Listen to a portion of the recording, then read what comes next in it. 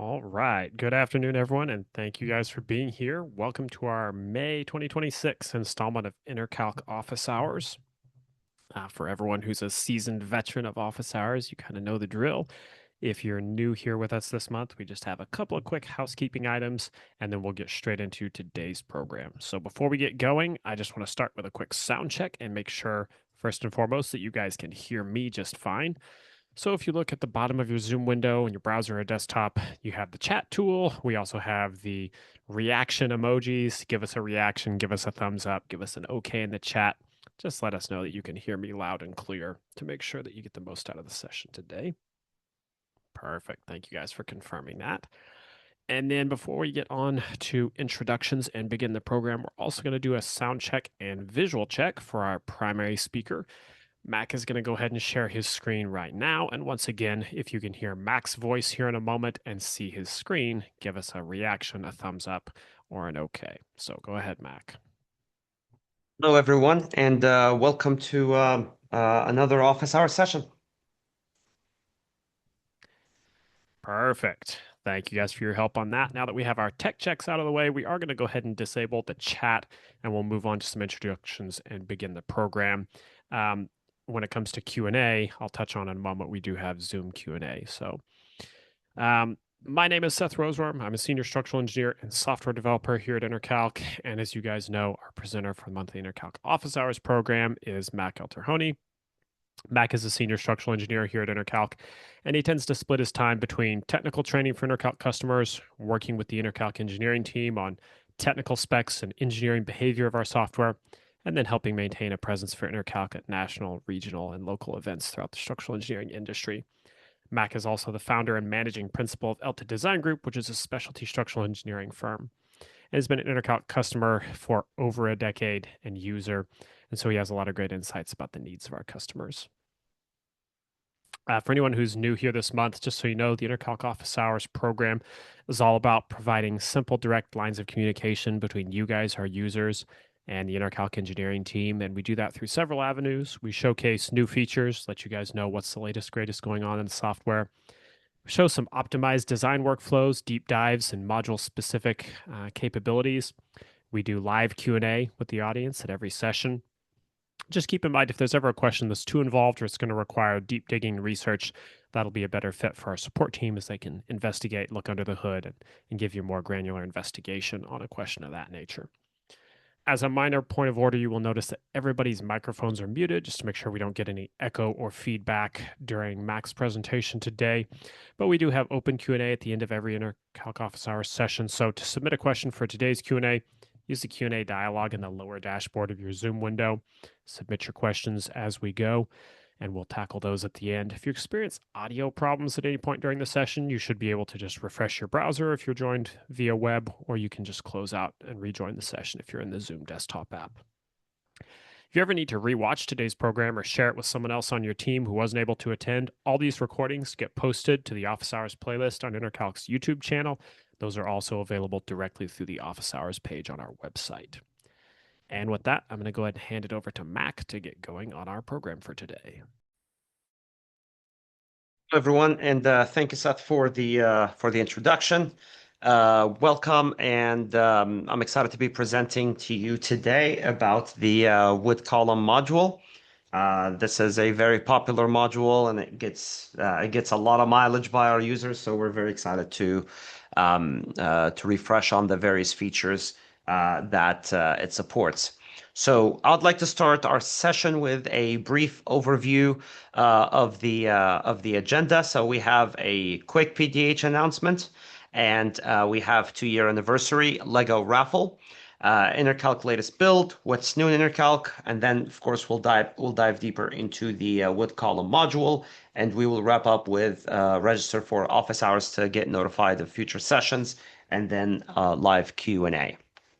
So quick reminder that we do offer a half-hour PDH to the live attendees to represent the guaranteed technical portion of the presentation.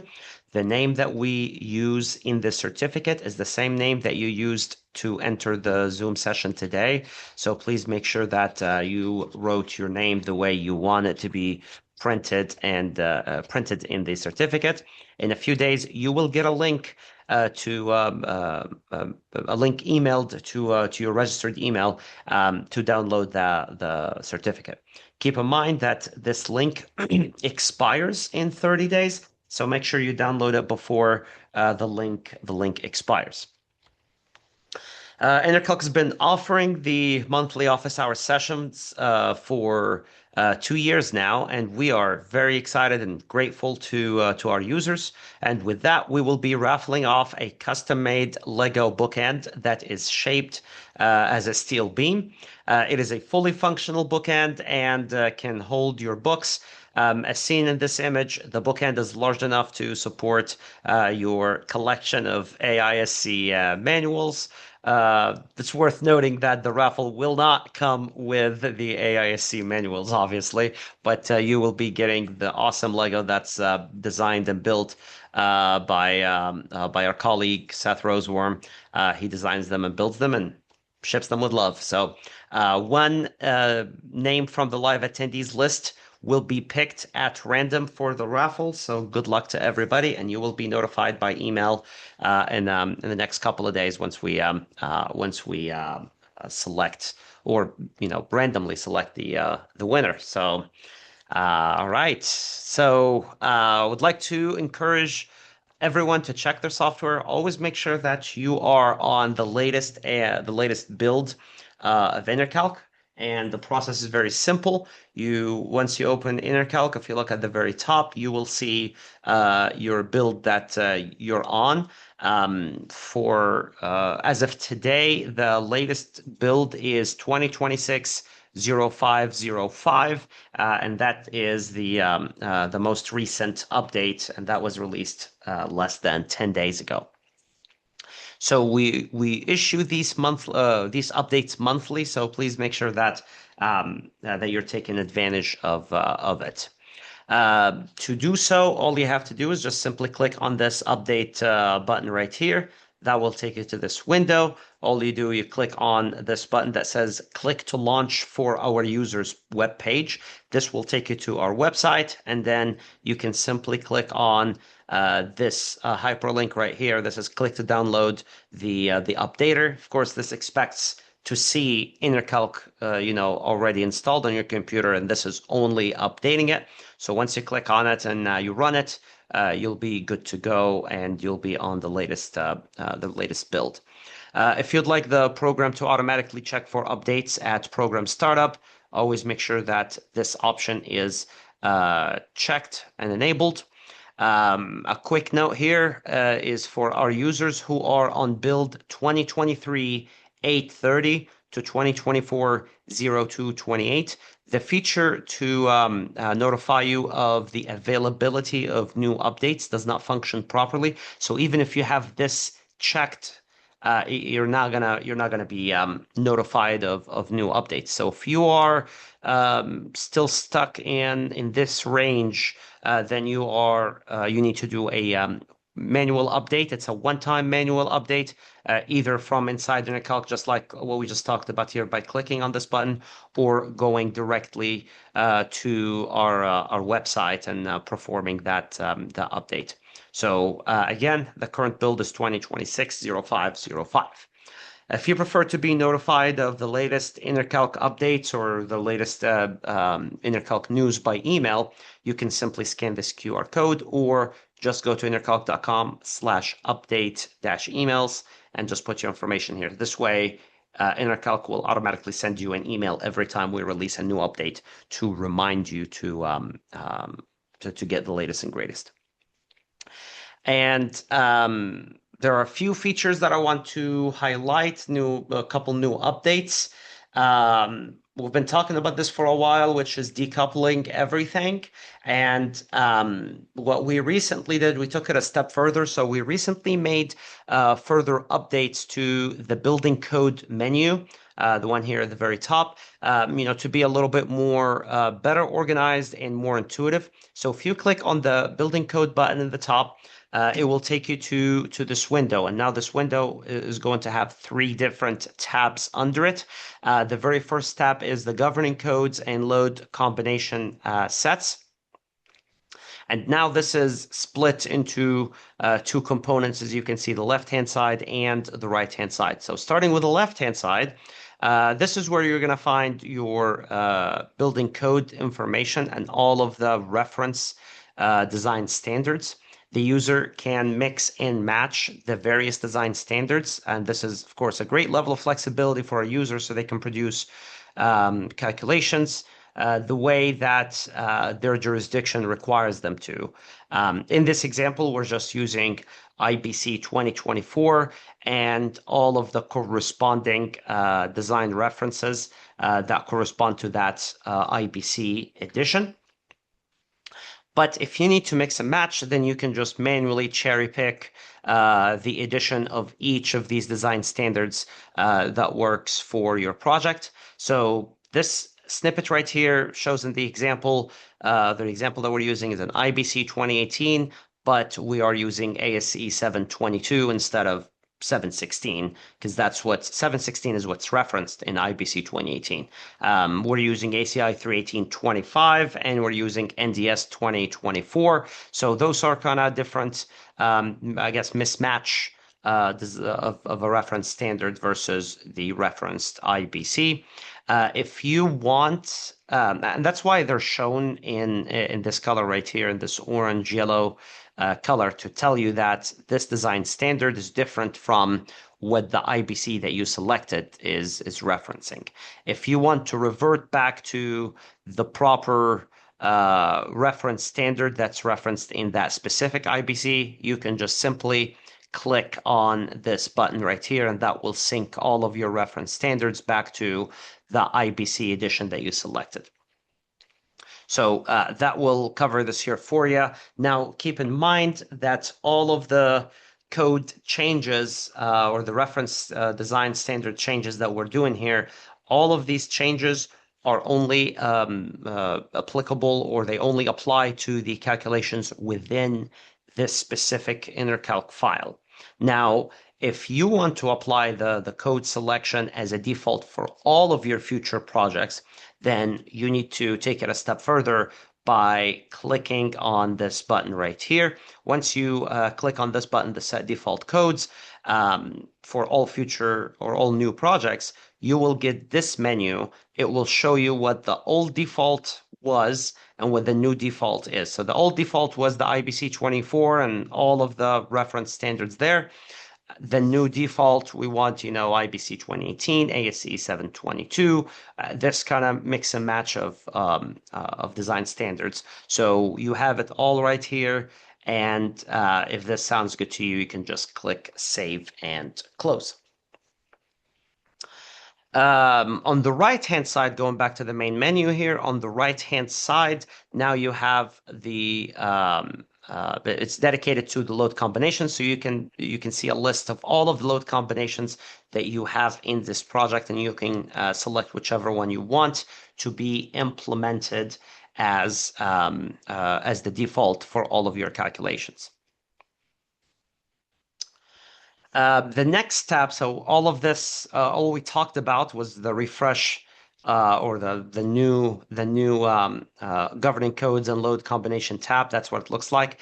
Then the new tab right here is called Code Compliance Note, and sometimes local jurisdictions have local requirements or amendments that deviate or enhance the adopted IBC. And the user has the option to add a note to the printed calculation that would look, more professional and eliminate the need for any post-processing on a PDF editor or something. So, for example, if a state adopted IBC 2018 with local city amendments, the user can add a note that says, hey, these calculations have been reviewed by the EOR, and it's confirmed that these calculations comply with the local city amendments or something like that. So if you want to have a specific note added to your calculations to make sure that your local jurisdiction is happy, you can always do that in this area right here, and it will be printed on all of your calculations on every sheet. Finally, the last tab here is the Reviewing Agency tab. This is a place where you record the information of the reviewing agency.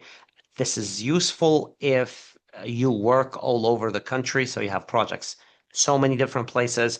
This will be a good place to keep the jurisdiction information handy for each project, especially if a local jurisdiction has some extra requirements. This would be, you can add that as notes right here, so the rest of the design team or the engineers in your office can always take a look and get a quick refresher on what's going on in this project. Next is the new tabs, and I say new, but they've been here for a while now.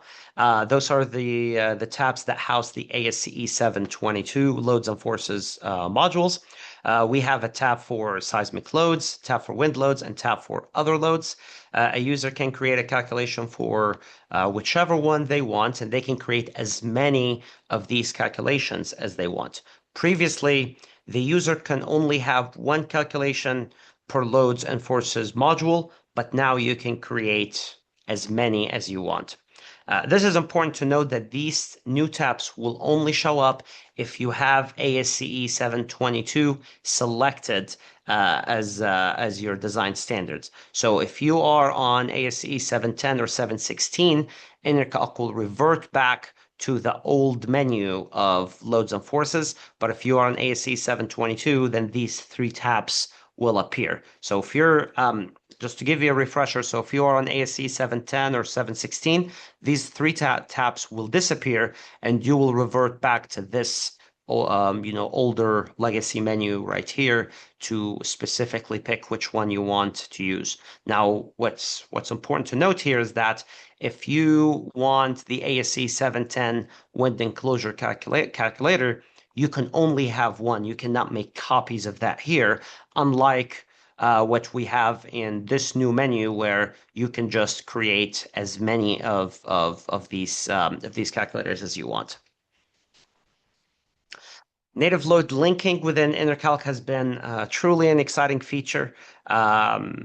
Everywhere we go, especially when we go to conferences, we meet a lot of people that tell us how excited and how useful it's been for them to get load linking and to be able to use it on their projects. So for those of you who don't know, load linking is an ENERCALC native feature that gives the user the ability to automatically link reactions from one calculation to another. And this gives you the ability to change something in one member and have the effects of that change trickle down to all of the downstream members.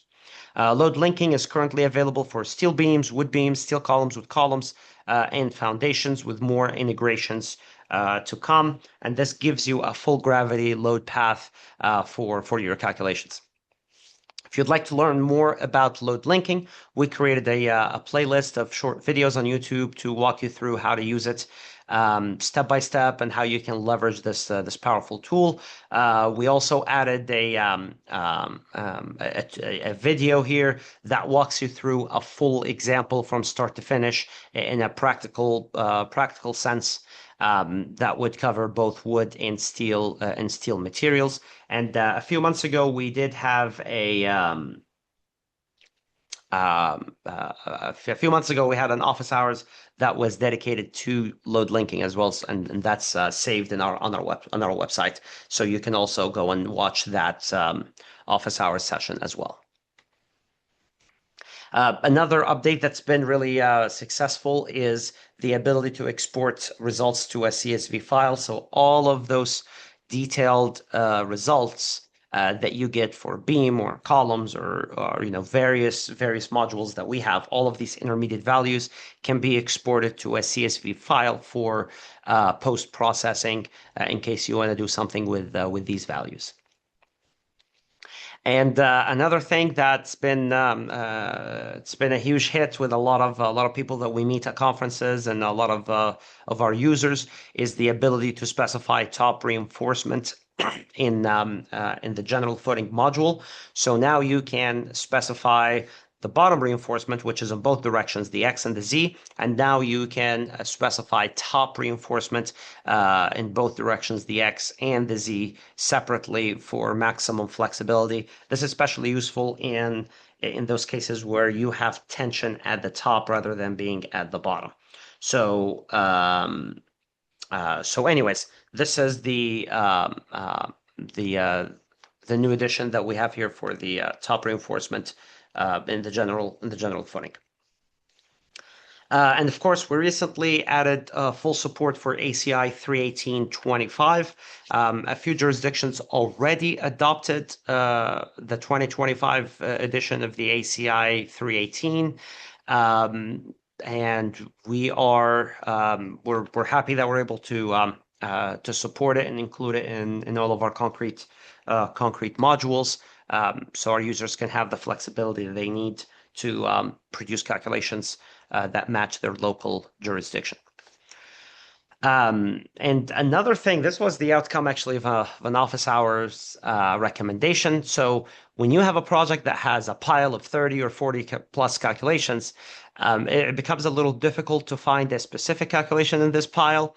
Of course, you can create folders or divisions where you can group your calculations, such as, second floor beams or east wing foundations. You can do that, but many users don't do that.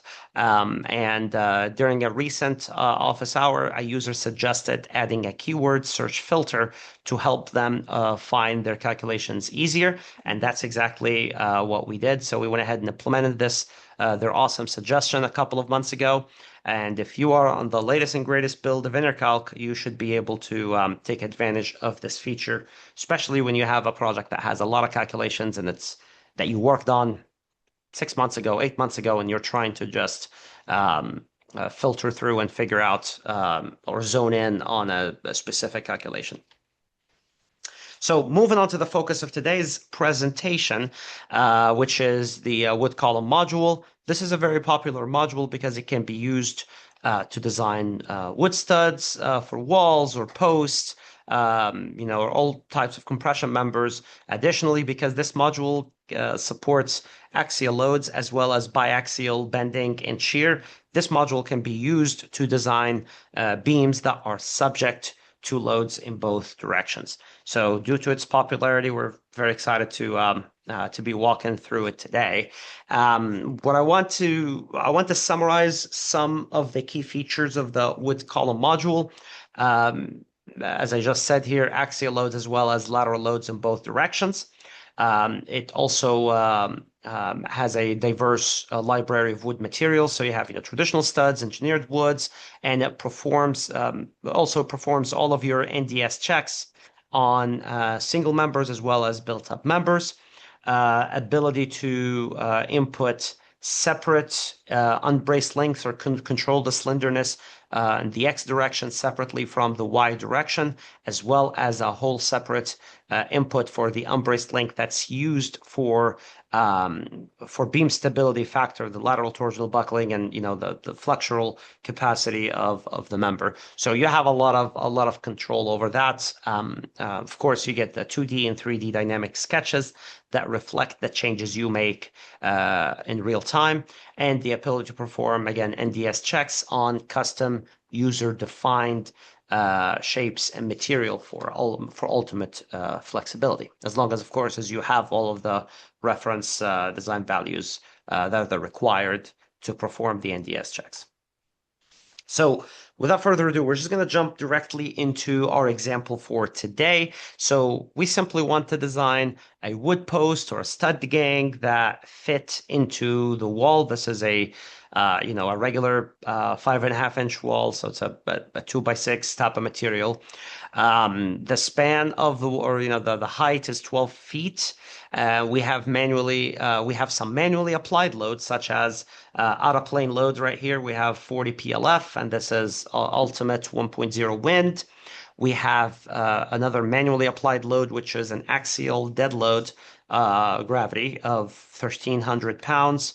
And that is concentric, so that's applied directly on top of the column. No eccentricity there. And then we want to link a reaction from a wood joist that is placed 3 inches away from the face of the post. And then buckling about the x-axis. There is no bracing in the strong direction, so the full length member will be used for the unbraced length. and buckling about the y-axis, which is the weak direction, we're going to consider that the sheathing to fully brace the stud gang or the member. And also, there is no lateral torsional buckling bracing. Hence, we're going to use the full length member as well. I'm going to be designing this member and performing the design in ASD, and we're going to be using Douglas for Larch grade 2 for the wood species in the grade. So with that, we're just going to start with our simple process of starting any calculation. You go to ENERCALC, you click on the Add button, then you click on the Columns tab, and you pick the wood column module. That will take you to your very familiar interface. We start at the General tab, and we work our way through the rest of the tabs from left to right. We're going to give our calculation a name, so I'm going to call it a wood post. And overall column height, I'm going to put right here 12 feet. And it's important to read this note that says used for bending analysis, not slenderness. This is only used to determine your applied moment, for example, because this is between the supports. So that matters to us from that perspective. This is not necessarily being used as a for anything as far as slenderness goes. Moving on to the next portion down, we have to provide a little bit more information about the end restraint conditions of this member, and this is a simple pin member, so it's free to rotate and no translation at the top, and free rotation, no translation at the bottom. However, you get here a bunch of combinations between pinned, fixed, and free, so you can choose whichever combination here that works for you. For us, it's just pin.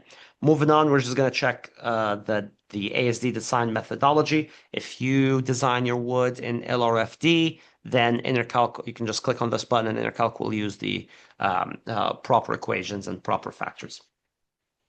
So the next part, we need to select the wood species and wood grade. And for us to do that, we need to click on this button right here to access the full database of NDS wood materials.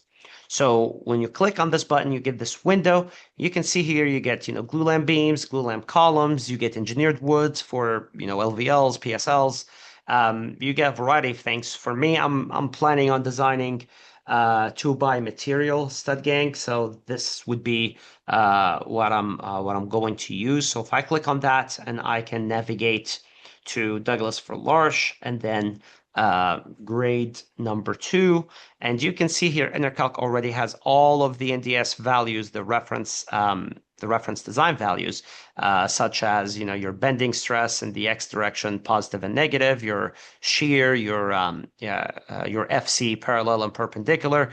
So you get all of that information, E-min and so forth. So this is the one that we want to use, and we click on select. This will auto-populate all of these values on your behalf, so you don't have to do anything right here.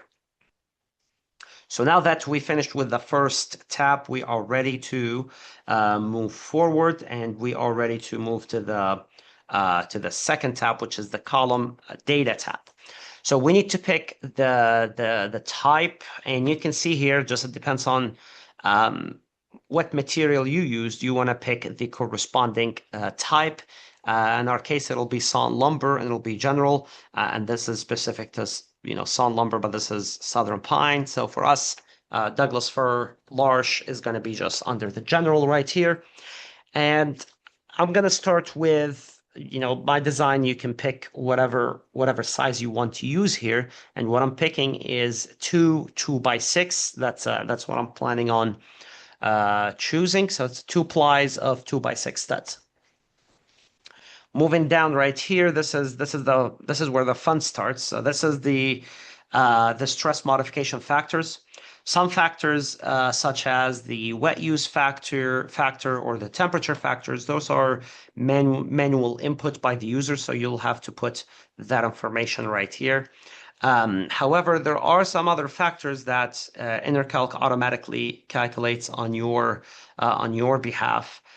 For example, ENERCALC knows that the size factor for bending and compression and tension are constants and they're based on the size of the member that you select. So it will automatically implement that based on the size that you select here. So you don't have to manually put that information. Additionally, based on the load combination you're using, ENERCALC will use the proper duration factor, the CD. So it knows if it's just a load combination that's only have dead loads, then it'll use, duration factor that's appropriate to dead load. If it has dead, live, and wind, then it'll go through them and pick the higher one that's, for example, dead, live, and wind, then it'll just go for wind and so forth. So ENERCALC will adjust your duration factor based on the combination that is being used so you can get more accurate results.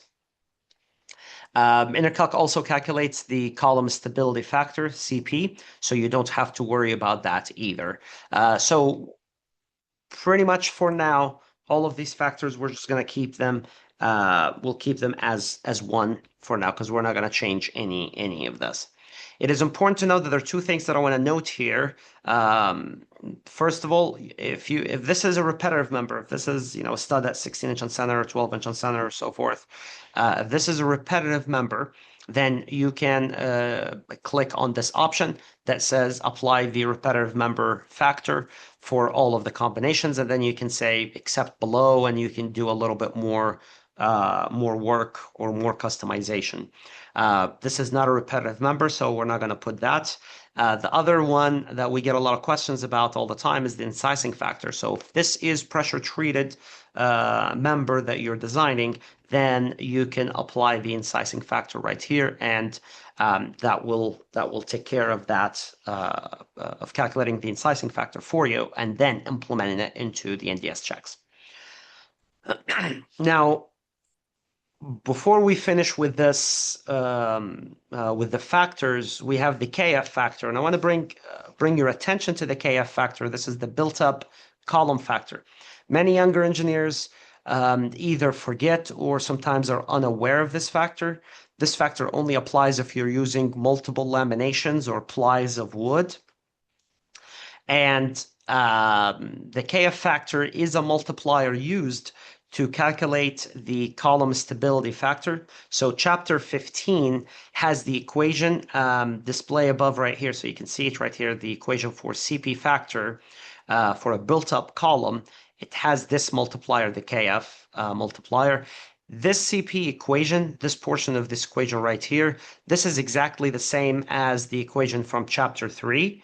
It's just the only difference is the multiplier right here. So this multiplier accounts for the fact that this is a built-up section with multiple laminations, and this is a user input. So ENERCALC does not calculate that. This is a user input, and the user will go through this. You have a KF of 0.6 for built-up columns, where LE2 divided by D2 is used to calculate the FCE, and the built-up columns are nailed. Now, the same thing for KF, if these were bolted together, then you can use a 0.75. And again, you got to make sure that the FCE is calculated with LE2 divided by D2. For other built-up sections where LE1 divided by D1 is being used for FCE, then you can just use 1, and this is not going to be a problem for you. So just this matters a little bit more, especially if you're designing a post, and you have, in our case, this was completely braced in this direction. So we were only worried about L1, but if L2 gets into your equation and now you have different bracing condition in that direction, then you have to worry about KF. You have to be a little bit more careful with KF and not just automatically assume it's 1. And you can see here KF above the x-axis, and it's 1.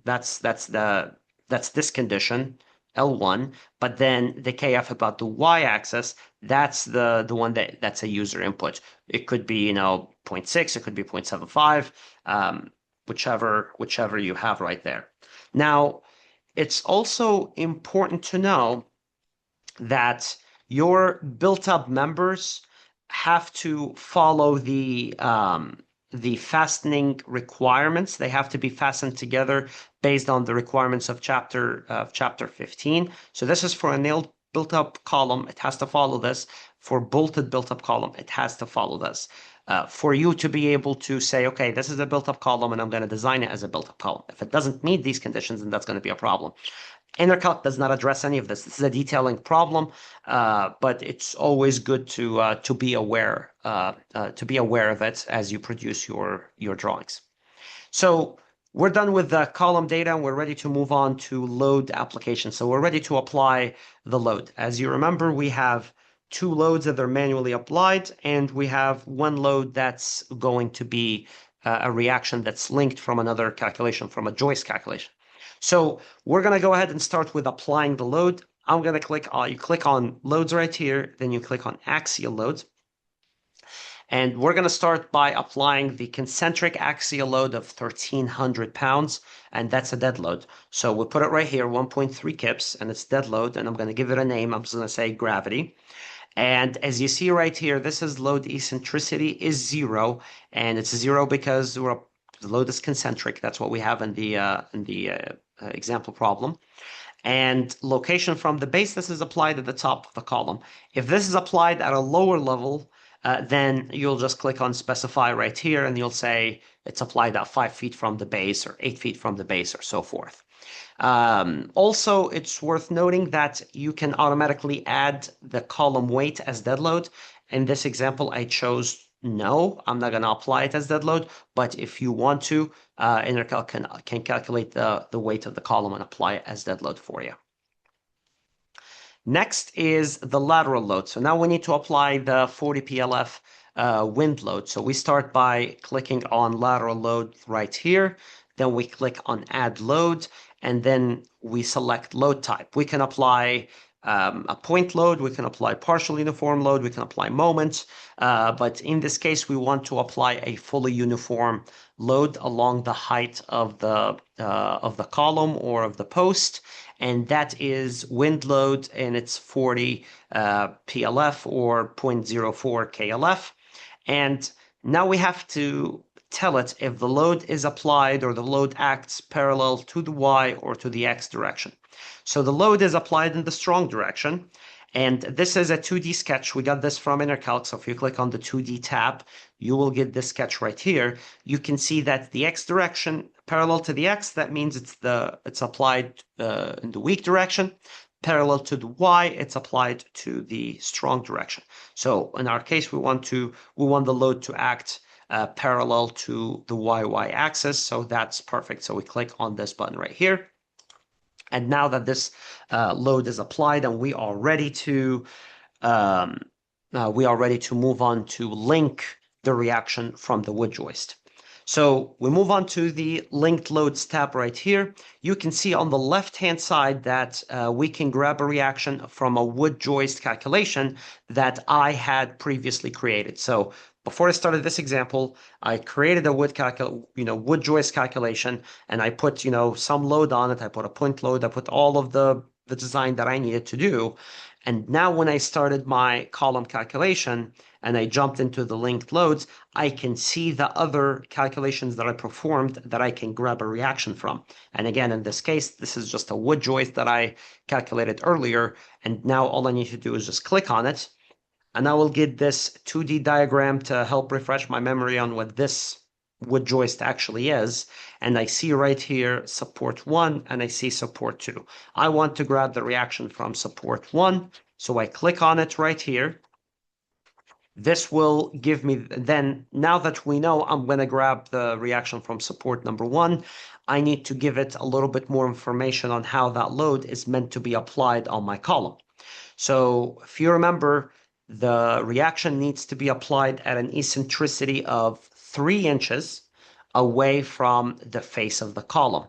So once you click on this, you can apply the linked load with 0x eccentricity and 3 inches of Y eccentricity, and it's measured from column edge.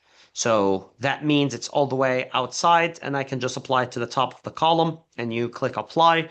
When you do so, your 2D sketch will update to show you that linked load. So you can see right here, the linked load is clearly applied at 3 inches positive eccentricity from the post, and it's from the edge of the column. Because if it was from the center of the column, then it would still be, a lot closer, but it is obviously from the edge of the column, so it's all the way out here. And you can see the value. This is just the numerical algebraic sum value, 1.9. This is not a load combination or anything. This is just saying it's a 1.645 dead plus 0.26 roof live. The total is 1.9. This is just a quick reference. It's not really doing any load combination or anything. So we confirmed that the load is linked. Everything looks great. So we are in good shape. Now we have applied all of the 3 loads that we needed to apply per our example problem, and we're ready to carry on with our design. The next tab is the slenderness tab. And as we know, this column or ENERCALC supports, slenderness and buckling checks in both directions. So that means once you click on the slenderness tab, you will have buckling about the x-axis and you have buckling about the y axis. So we'll start with the buckling about the x-axis because that is the strong direction buckling. So this is, a representation of the column. This is not a dynamic representation. This is just a static representation of a column. So of the cross section of a column. So that's what it looks like. This is your x, and this indicates the direction of the buckling. We'll start with these 4 tabs. The first tab is if you want to say that this column is fully braced. If the column is fully braced about the XX buckling, then you click on this option. We know that's not the case, so I'm going to skip it. Then you have these 3 options right here. You can select a K factor, and that's the option that we're going to use, but also you can input a K factor. This is in case you calculated your own manually calculated K factor. Maybe you came up with a 0.9 or something different. So if you manually calculated your K factor, then you can just click on this button right here and you can just manually input that number. And the last one here is if you want ENERCALC to help you compute the K factor using adjacent members. So again, in our case, this is a pin column. I'm not trying to do anything fancy. So all I have to do is just select this option right here, which is select KX factor. And those are the previously defined conditions. So for example, a pin is 1, fixed pin is 0.8, fixed 0.65, and so forth. So for our case, we're just going to use pin. So I'll click on this option. That tells ENERCALC to use a KX of 1. And here, this is the place for me to define what that unbraced length is that will be multiplied by the K factor. So in this case, I'm going to use the overall column height. You can choose a different number. If maybe you want to use 10 or something else, you can do that. But in our case, I'm just going to use overall column height, which is 12 feet, and that will be multiplied by K1. So that would be the unbraced length, or LU times K. So now that we have figured this out, we move on to the other part, which is buckling above the YY axis, and that's weak direction buckling. But we already determined from the beginning of this example that the sheathing is adequate to provide bracing for the column as far as buckling is concerned in the weak direction. So we're going to go ahead and just choose this option that says fully brace in the Y axis. So that defines the slenderness parameters that we need. There is one more thing that we need, which is the beam stability unbraced length. and that's we click on this tab right here, the beam stability. So again, you get beam stability in both directions, in the X and in the Y. The Y direction, in this case, it's not going to be a problem. You're not even, if you click on it, it won't even give you the option because you don't have to check it. That's minor access bending, and the width is pretty small, so you're not going to have to worry about that there. But for fluxural about the XX, this is where we have to worry about it. This is where we have our lateral load, and this is where the beam stability factor is going to matter. It's not going to be just one. For the YY direction, in this case, it's going to be one, but for this one, it might be something different. So it asks us what is the unbraced length for fluxure, and we're going to use, of course, the full column height, which is 12 feet. Lastly, we go to the last tab. That's the load combinations tab. This is the most common tab in all of ENERCALC. You'll find it almost in all of our calculations. You'll have the ASD load combinations right here, and that controls just the strength combinations. Then you have another tab for reaction combinations, and you have another tab for deflection combinations, so you can control deflection combinations separately from the strength combinations as needed. This concludes the part where you apply all of your loads and define your section, and this is the part that you did all the work. Now, ENERCALC did the rest of the work, and now you can evaluate some of the results, and that would be the right-hand side of the of ENERCALC. So you can see here, if you click on calculations and then results, you'll get a lot of information, including the bending and shear checks. For example, the maximum axial plus bending stress ratio, that's what's controlling the design. We're at 0.89, so 89%. The load combination that controls the design is D only, and the governing formula that controls the design is the compression plus moment. And that makes sense because the some of the axial load is applied with eccentricity, so that's inducing moment. You can also see here some additional information: applied axial load, applied MX, and you get to see the shear stress ratios as well. Moving down here, you'll have the maximum lateral reactions and maximum lateral deflections. Another place that's very useful is the detailed results. If you go to the detailed results, you will find multiple tabs. So for example, if we go to ASD axial, you will get a bunch of intermediate values or intermediate information to help you verify the overall results. So for example, if you click right here, you can see that you get the the CM, the CD that's being used for this particular formula. You get your slenderness information. You get a lot of that intermediate information as you go. This same thing occurs for ASD moment in the X direction, moment in the Y direction, and shear. So you'll get all of the incremental values as well as intermediate values to come up with the final results. And of course, you can jump here to the 2D diagram where you can, or the 2D tab, where you can see live 2D sketches reflecting the framing and the loading. So you can see here we have some loading at eccentricity, some loading that's concentric, and some lateral loading.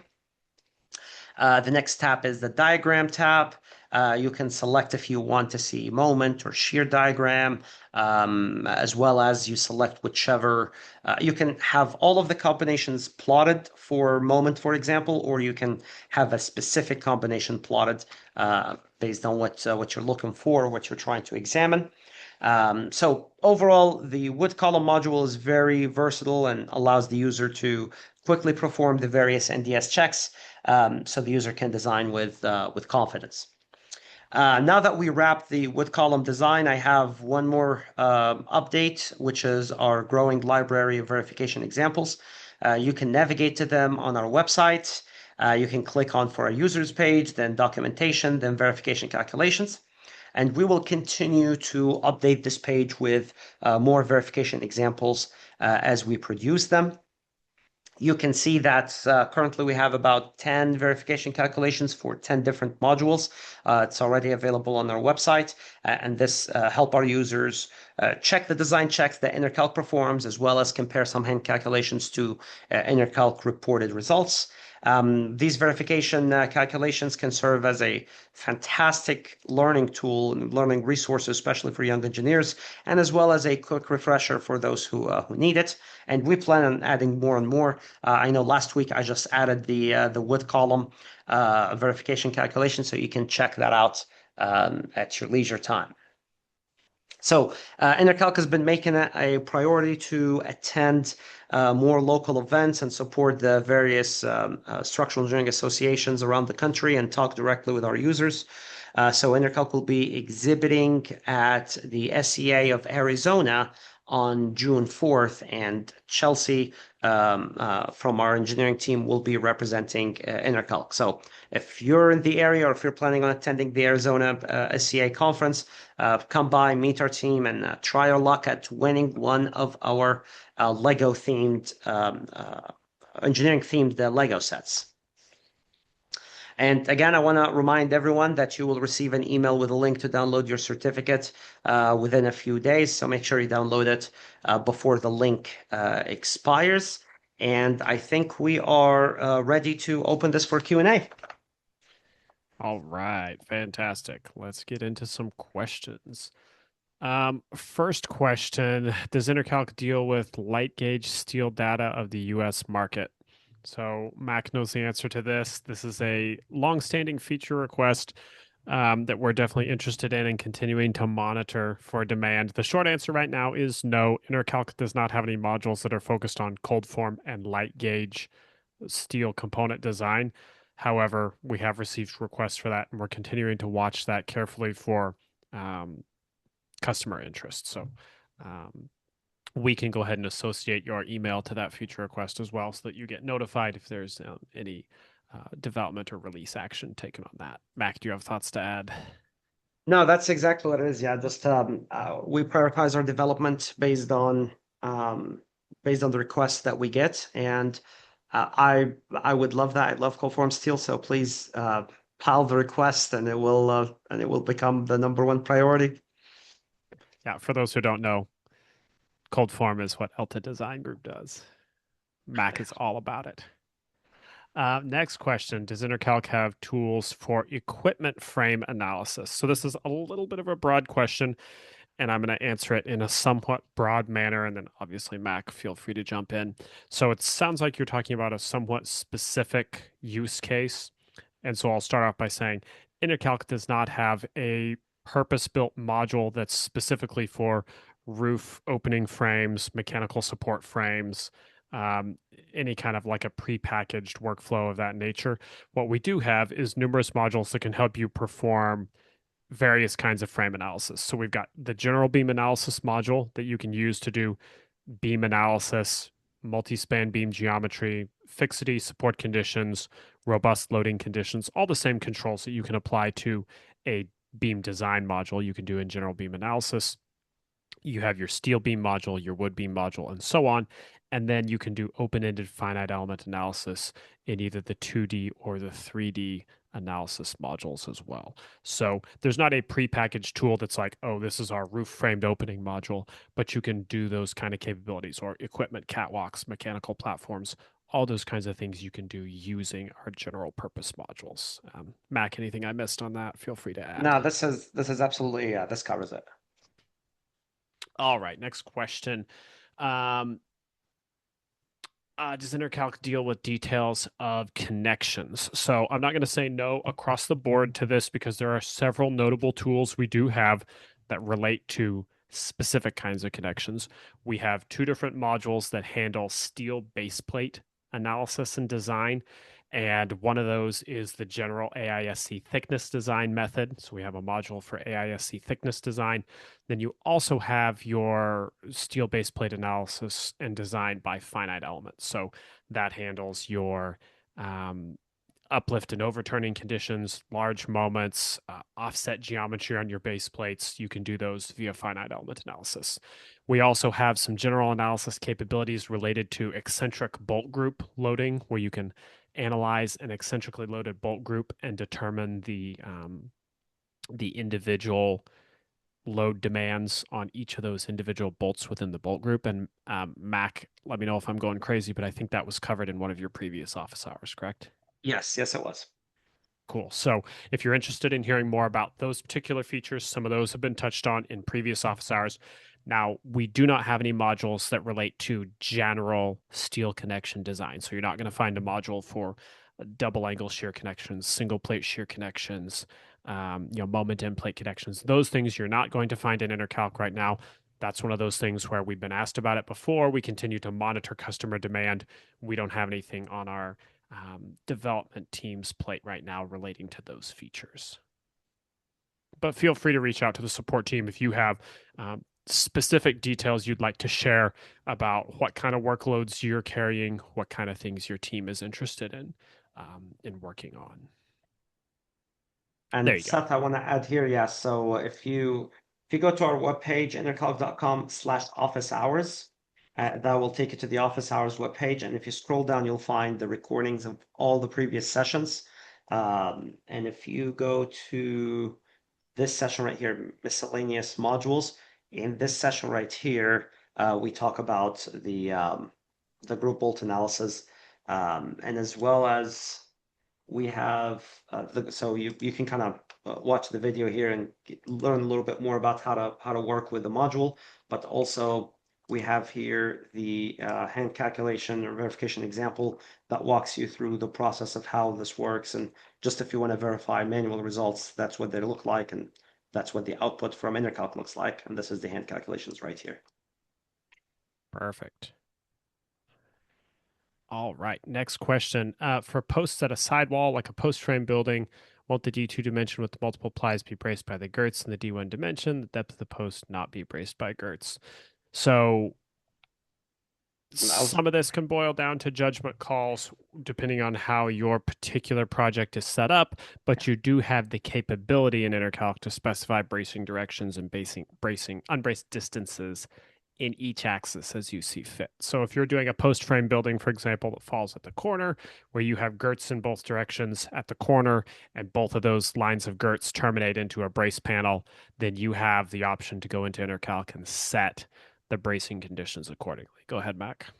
And I want to just note this is that this diagram, this is from the NDS. This is not for our example. Our example specifically says the weak direction is fully braced by sheathing, so this L2 is 0. So that's not necessarily what our example is about. The reason I'm showing this is for your KF, your built-up column factor. The built-up column factor tells you that you have to examine your framing in the weak direction, and make sure whether it's bolted or nailed based on what your detail is. This KF in the Y direction is going to be different. So in our case, we didn't have that problem at all because we're not even worried about that direction. But if you do have a post where you have an L2 that's not a 0, for example, then you'll have to worry about this just to make sure that at the end of the day, the FCE that you're using, if the one that you're using is the controlling one from this L2 direction, then you'll have to worry about the KF factors. But in the grand scheme of things, if you have a condition like this and you deem it to be bracing, then yeah, by all means, ENERCALC allows you to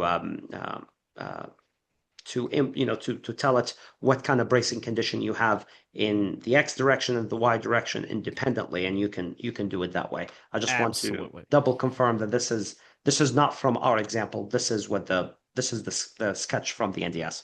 Correct. And I also wanted to kind of draw the distinction between the KF factor that Mac is working with there versus the LE unbraced length, the controlling unbraced length across both axes, which relates to the FCE, the elastic buckling behavior there. So Mac, if you wouldn't mind just briefly showing this the slenderness tabs in ENERCALC, just so we can call back to that for a second.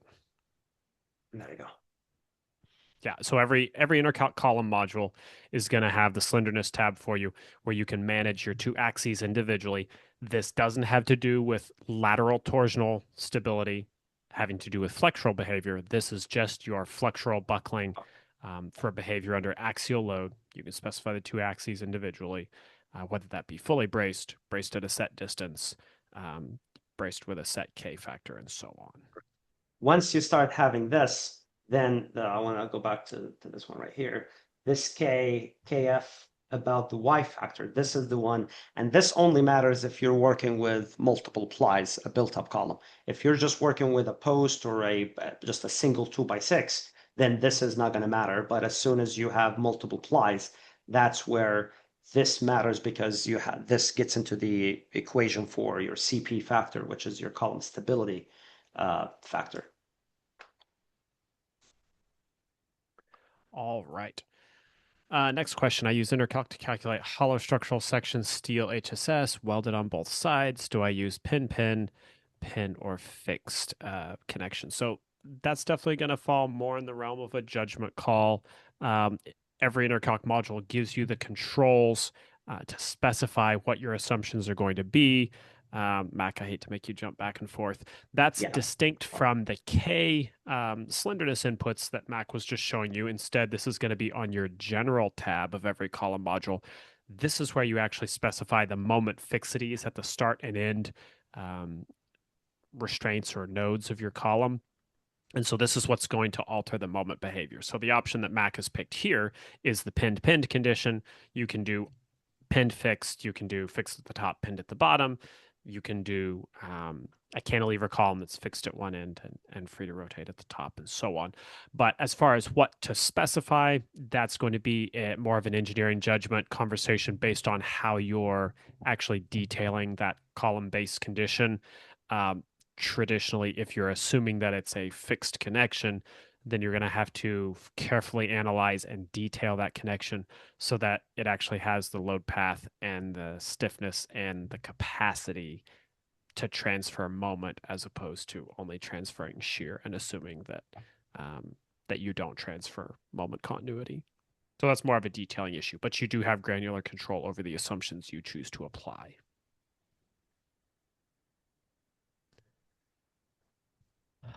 All right. Now I can hear Mac kind of chomping at the bit for this question. I know he's going to be all over this, so I'm going to toss this one straight to you, Mac. General question. When working on a project that has beams and framing calculations and then going to foundation design, I often need to go back to beam design, collect end reactions, apply as axial loads for my foundation design. The process is hard and time consuming. Um, what you got for us, Mac? That's what load linking is. Um, so that's exactly what load linking is. You don't have to manually grab the reactions anymore Absolutely. from one calculation to another. What you're doing, you're just building the framing. So for example, I created the calculation right here that says wood, that's called wood joist. And this wood joist here, I'm going to open it so you can see it. We have this wood joist. I applied my loads to it. I called it out. It's all good. I have a concentrated load here, and I have a load right here. And I'm going to call it wood joist office hour example, just to kind of make it very clear. So that's what we have. That's the name. Click Save and Close. And now that I've created this wood joist, I'm ready to move on to design my column. So all I need to do, I need to go and create a new column calculation. For example, I already have a column here, so let's go ahead and open it. And we have a tab here that's says linked loads. You see right here, it says wood joist office hour example. This is the joist that we created, and that's what it looks like. And let's say I want to grab a reaction, maybe this one right here, the reaction from this end, and I want to apply it specifically at 5 feet from the bottom. Maybe it's just somewhere here. That's where it's gonna show. And I'm applying it at some eccentricity right here, 3-inch eccentricity in the X direction, 3-inch eccentricity in the Y direction. And this is, this is the X, that's the X right here, and the Y is right here. and oops, and the eccentricity is measured from the face of the column, from the edge of the column.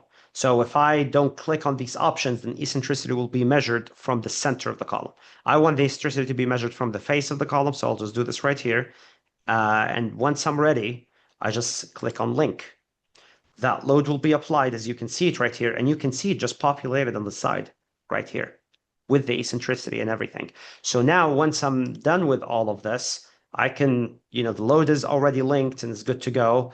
I can do the same thing by creating a foundation calculation. So this is just a general footing calculation, and I'm gonna call it footing one. And I'm not gonna worry about anything else. I'm just gonna jump to this one here that says linked loads. And you can see I can grab a load from a beam, which is the joist that I created. But in our case, I want to grab a load from a column. This is the wood post right here. And it asks you, how you want it to be applied. It asks you about the direction. Does the X point in this direction? Does the, Y point in that direction? I'll just ask you about the different conventions that you want to use for the sign convention. Let's say it's, I don't know, this one, for example, and you link the load. Now the load has already been linked into the foundation, and you don't have to do anything, and you're good to go. So this absolutely links your reactions from the very first member, which is the wood joist, to the column, to the beam, or to the foundation or whatever, and you can see that all of these are linked together, and you can even display them in the proper load path order. So you can see I created column, I created the footing. This is not in the proper load path order, but if you click on this, you can see that the beam is first, then the column is second, and the footing is third. So you never have to carry reactions manually ever again. Not when you're using ENERCALC at least.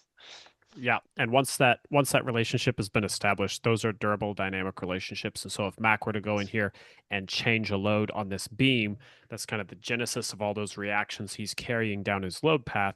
You're going to be able to ripple those all the way down in real time. You're not going to have to again manually transcribe that. So So I just changed the load right here on the dead load from 20 PSF to 10 PSF, and I click Save and Close.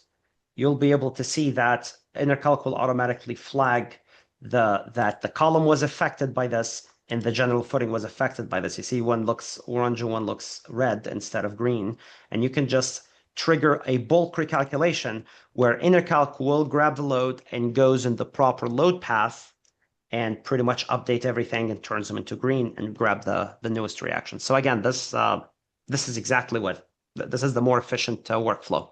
And we do have 100%. I don't want to take too much time on this, but we do have a Yes, I was going to an ask you to shout office out the office hours hours. session.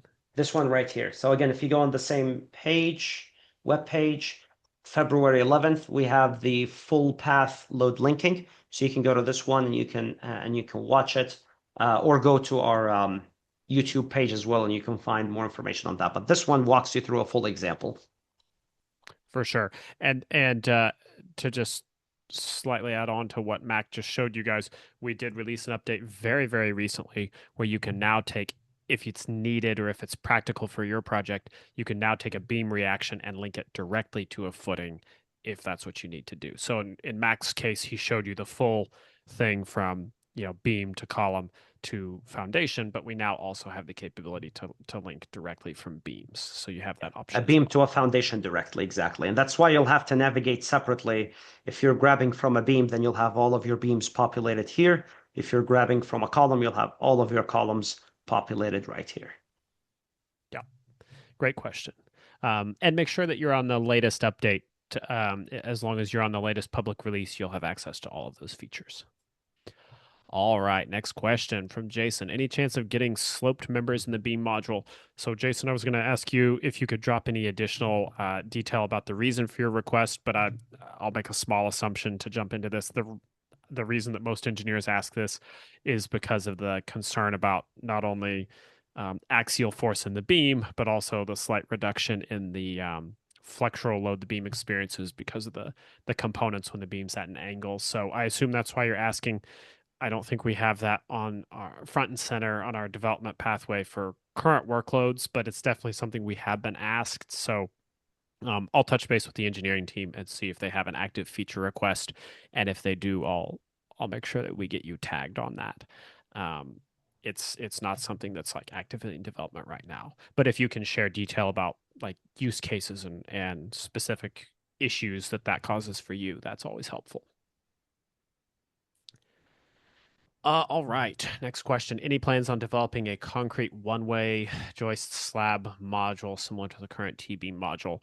So one-way concrete slab, I know is an active feature request at this time. I don't know all the details of that feature request. A lot of times we're getting asked that about a flat slab one-way system, not necessarily a joist slab system, but we'll again make sure that if it's appropriate and if it accurately matches what you're describing here, that the engineering team will be tagged on that and they can associate you to that feature request so you get notified. If this is a distinct thing that's a little different than that feature request, then we'll make sure that they open a new feature request on your behalf. Good question. All right. Ronald had a question about the joist eccentricity, the eccentric point loads on the column. Hopefully, we covered that because Mac kind of went into more granular detail about those eccentricities.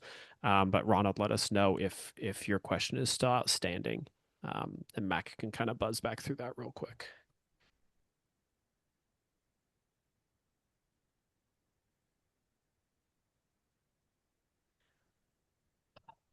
All right. Next question. Um, Question from Dick. Where is the FEA analysis? So there's a couple different places where you can access finite element analysis in ENERCALC. Um, when you go back to the main project manager, it looks like Mac might be a little bit hung up right now, but I'm with you. you are okay. Yeah. Did you have more detail to add on the eccentricity? No, I thought he's going to tell us if he's still having any questions, but yeah, I have it opened here. Just whenever you apply your load and you click on axial and you put whatever load value you want to put, for example, dead load of 1,300 pounds or whatever you want to put there, this right here that says load eccentricity, you have the X direction and the Y direction, and you can see them right here. The X is left to right, the Y is up and down right here, and you can apply however much eccentricity you want, and you can specify if that eccentricity is measured from the center of the member or if it's from the edge of the member. I like to do from the edge of the member, so this way I don't have to keep track of how wide or how big my member is. So this way I like to just do it from the edge. So that's exactly what I do right here. I say from the column edge, and I will put 2 inches or whatever. And you can see that I'm going to do method 0 here. You can see here in this diagram right here, it updates in real time exactly what's going on. You can see that it updates based on whatever eccentricity you used. This point load changes locations. So if I do 5 and -5 from the edge, you can see that this point just jumped down and so forth. And then, yeah, so that's how you go about it. It's a very intuitive process. Perfect. All right. So next question was related to where do you go to find FEA analysis? So, um, just to make sure that we're totally clear for anyone who's still getting their feet wet in using ENERCALC, every individual component module is powered by a robust finite element solution. So everything that Mac is showing you guys from beam analysis to general beam to steel column to wood column is all being powered by finite element analysis.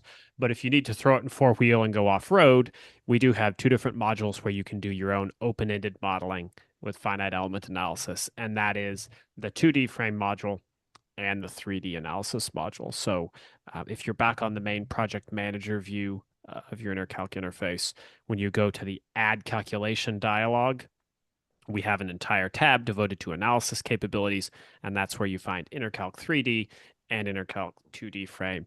ENERCALC 3D is more open-ended, and it's obviously three-dimensional, P delta analysis, second order, plates and shells, membrane, that kind of thing. And in 2D frame, in addition to it being a little more simplified, you also have some wizard-based generation capabilities where you can automatically create truss profiles automatically create single bay multi-story or multi-bay multi-story moment frames, so on and so forth. So you have some of the wizard capabilities. But that's where you find those capabilities, in addition to them being intrinsic in all of your individual component calculations. All right, next question. Should the lateral deflection of a wood post be based on service loads? I've noticed ENERCALC will give you the max deflection based on wind load alone. Should it be based on combination dead dead load plus 0.6 wind? So by default, ENERCALC is going to produce a certain number or variety of load combinations. However, you have several different means of controlling those combinations. So first of all, what Mac is showing you right here at a calculation level, you have the ability to suppress these, to hush these, or even to completely remove them. And you've got the ability by clicking these one at a time to turn them off and make sure that they're not influencing your calculation for deflections, in case you don't want to completely remove them. However, you also have application level control over the default combinations that you want to use. So if you go to the very top of your window where Mac is right now, under databases load combinations, you can actually custom build the load combination sets that you want to see ENERCALC implement each time you create a new project file and individual calculations within that project. So yes, by default, ENERCALC includes a larger variety, but you can manually suppress those, or you can build your own set of combinations that you can invoke and have a lot more granular control over that. And every ENERCALC calculation module in general is going to give you those same three tabs where you've got your strength combinations, your reaction combinations, and your deflection combinations that you can control yourself. So feel free to ask any follow-up questions, but hopefully that points you in the right direction. And I just want to show here that uh, this one was turned on. So when I turned it off, when I turned this off, you can see this already went down to the next controlling one, which is 0.6 W, 0.6 wind. So Right. if you And did you have also a show the single click in the first column where it says yes, no? You can do that as well. yeah, you can, yes, yeah. I didn't show that, but you can do it too. But yeah, I just kind of wanted to show this because you can actually adjust more. You can exclude it or include it in deflection ratio checks. You can do a little bit more. That's why I like this window. But yeah, you can do it either from here, or you can just single click on the word that says yes. You can single click on it, it'll turn into no. Single click, it'll turn into yes. Perfect. All right, next question. CM wet factor, is it for pressure treated lumber? Correct me if I'm wrong, Mac, but I believe CM refers to the wet service factor, whereas the Yes. incising factor Incising refers to factor whether is the you're pressure pressure treated. treated. Yeah, That's whereas the correct. CM wet factor actually refers to whether the element is permanently exposed to saturating moisture when it's Yeah. installed in the structure. Yep. All right. Next question. Does cantilever column analyze well for pole barn style columns post embedded in ground? Good question. So, um, again, a little bit of a judgment gray area, but we do have a couple different tools that you can use in that process. Obviously, there is the pole footing um, module, which actually I think also has been featured in a past office hours, correct, Mac? The embedded pole That's footing. Yeah. So there is yeah. a module that does that and a full office hours on that. You will probably find that the load application features in the embedded footing are a little bit more limited than they would be for a traditional column calculation. Is that correct, Mac? I just want to make sure that I'm remembering that Yeah, properly. because it's just I think it's going to be too conservative um for use to be honest, because just the pole footing module is just based on the IBC equations. And the IBC equation, one of the things is that it says that your structure is not sensitive to deflections. So it would I wouldn't use it for buildings. It should be just used for pole footings because that's what the IBC Yeah, allows you it's to do. If it's you definitely wanna, worth it's definitely worth noting that there's a lot of guardrails in the IBC yeah, related to that specific analysis. So the ENERCALC embedded footing module is not doing any kind of a like an LPIL style robust soil structure interaction analysis that engineers will often lean on when they're doing embedded footing or drilled pier type foundation designs with lateral loads or moments at the top. It's a more of a cookbook method, so to speak, that comes directly from the IBC, and there's some guardrails that come along with that. Um, so if you were within the bounds of those guardrails, then you certainly could do that, or you might choose to simply use the wood column module, model it as a cantilever top fixed base, do all your moment analysis, and then use that moment based reaction to go to into develop. your footing analysis or design of your choice. And on May 14th, 2025, we had the pole footing embedded to soil module from office hours. So you can check this out. And we do have here on the verification examples, pole footing in soil. So this will actually walk you through what it does with the references from the IBC. So this way you can get a quick understanding of what it does and if you think this addresses your problem or not. Just real quick, we did have another inquiry about cold form steel. Absolutely feel free to reach out to the support team if you have more granular detail about what kind of cold form features you're looking for, what kind of tasks you're trying to accomplish. In this particular question, I noticed that the viewer is asking about analysis. So I just want to make sure you guys are aware that you do have 2D frame analysis, 3D frame, and general beam analysis, which are all open-ended, where you can provide your own section geometry, your own cross-section properties. And so you do have some ability to perform analysis, even if you're not able to do AIS or, excuse me, Full design AISI checks. cold form design.